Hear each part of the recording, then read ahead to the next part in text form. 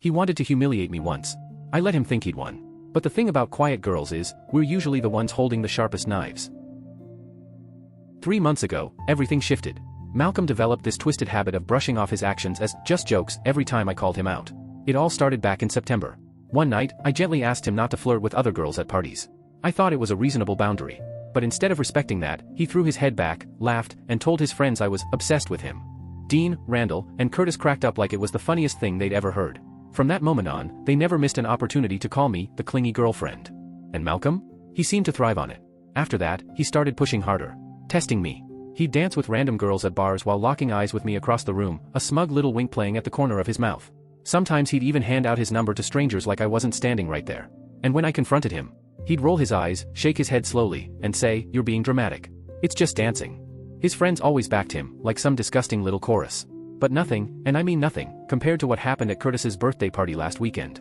Sabrina showed up. Yeah, his ex. In a tight red dress that hugged her like it had been sewn onto her body. I already knew she'd been messaging him for weeks, but he swore they were just friends. Right. I stood there, frozen, as she ran her fingers down his arm, slowly tracing the lines of his bicep. Malcolm looked at me over her shoulder and smirked, like this was all some game. Dean and Randall hovered nearby, their phones already out, recording like vultures waiting for a kill. The place was packed with familiar faces, people from our college, neighboring schools, friends of friends. Music pounded against the walls, but the moment felt eerily quiet to me. Malcolm had been drinking nonstop since we walked in at 8.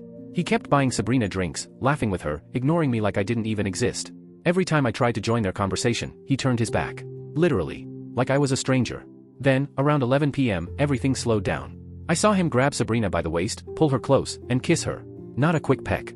A deep, lingering, full-tongue kiss that lasted way too long. Dean and Randall erupted into chanting. She deserved it. She deserved it. Their voices cut through the music. Phones were pointed right at me. People stared. Some laughed nervously.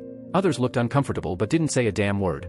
When Malcolm finally pulled away, he stared straight into my eyes with a wicked grin. "Just a joke, babe," he shouted, loud enough for the whole room to hear.